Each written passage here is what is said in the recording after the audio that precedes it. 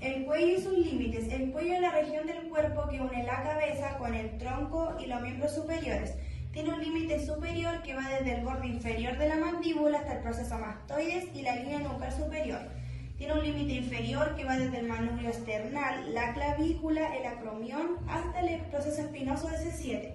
También se divide en dos triángulos, uno anterior y uno posterior, por medio de un músculo llamado esternocleidomastoideo, más conocido como ECOM. El triángulo anterior se ve desde un plano sagital, vista lateral izquierda, lateral derecha. Sus límites son el borde inferior del músculo ECOM, el borde inferior de la mandíbula y la línea media del cuello. El hueso hioides divide al triángulo anterior en una área suprayoidea y una infrayoidea. Los músculos homoyoideo y el digástrico subdividen al triángulo anterior en submandibular, submentoniano, carotidio y muscular. Triángulo submandibular, línea inferior de la mandíbula, vientre anterior del digástrico y vientre posterior del digástrico. Este músculo está constituido por un músculo asociado a la deglución. Está el músculo extrínseco de la lengua, el hiogloso, la región suprayoidea, sobre el hueso hioides, el músculo miloyoideo y constrictor medio de la faringe. El techo es formado por fascia superficial del músculo platisma, por piel y fascia cervical profunda.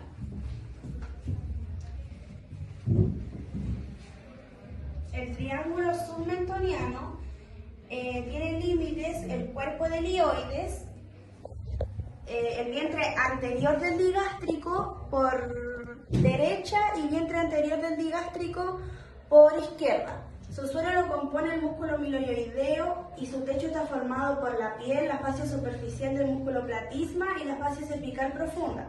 En este triángulo encontramos estructuras como la vena yugular anterior y los nódulos linfáticos submentonianos. Y cabe recalcar que este triángulo es impar. El triángulo carotidio es el vientre posterior del digástrico, vientre superior del homoyoideo y el músculo ECOM. El suelo es por musculatura asociada a la deglución, está el músculo extrínseco de la lengua, hiogloso, y el tiroideo, que es suprayoideo. Los dos están inervados por el nervio trigémino, el constrictor inferior y medio de la faringe. El techo está constituido por piel, fascia superficial del músculo platisma, fascia cervical profunda. Y como referencia a esta zona tenemos la arteria carótida común y la vena yugular interna. También el nervio vago de ramo externo, de nervio laringio superior. Y el nervio accesorio, rama interna del nervio laringio superior. Su estructura son laringe y glándulas tiroides. También encontramos el triángulo muscular, que sus límites son el borde anterior del ECOM, el vientre posterior del músculo homoyoideo y la línea media del cuello.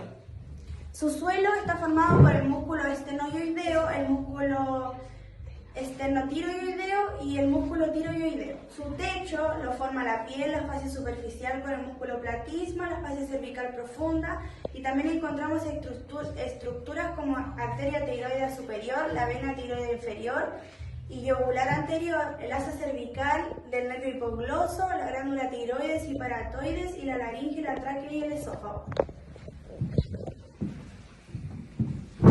Triángulo posterior. El triángulo posterior es un plano se observa desde un plano occipital, está ubicado detrás del músculo ECOM, tiene bordes anterior, posterior e inferior. El borde anterior está ubicado detrás del músculo ECOM, el posterior se encuentra detrás del músculo trapecio y el inferior está presentado por el tercio medio de la clavícula. El triángulo occipital es el borde anterior y posterior del triángulo. El borde anterior y posterior del triángulo occipital son los mismos propios del triángulo posterior.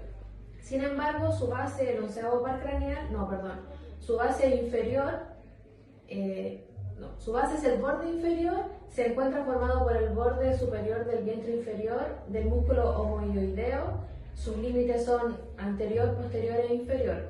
El borde posterior es el músculo del ECOM, el posterior es el del trapecio, el medio del trapecio, y el inferior es el vientre inferior del músculo homohioideo.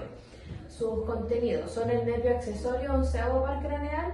Sus ramos son del plexo cervical, la porción más superficial del plexo braquial, y los nervios supraclaviculares.